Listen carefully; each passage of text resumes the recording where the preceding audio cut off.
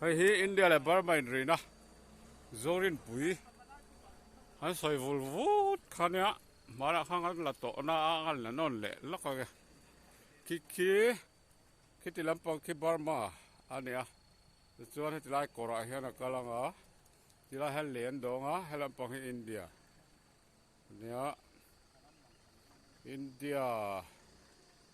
khi mi cement lấy khí tại khả năng độ phèn á chúng cái này cần bộ thủy tiết tổ đó này bắt mà làm bộ ăn lại nuôi tổ á chọn cần làm rất chi là công ăn xiêm môi tắc tắc ha cái nào ăn làm một số gel đồ này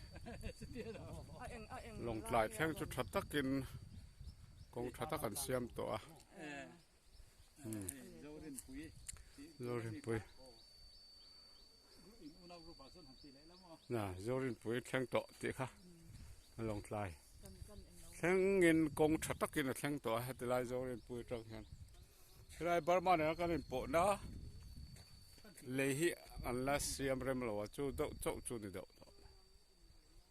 xung đột nó muốn bùi rô bùi tắc Burma trắc lâu chụp là tù ngay hà nên như thế nào nghe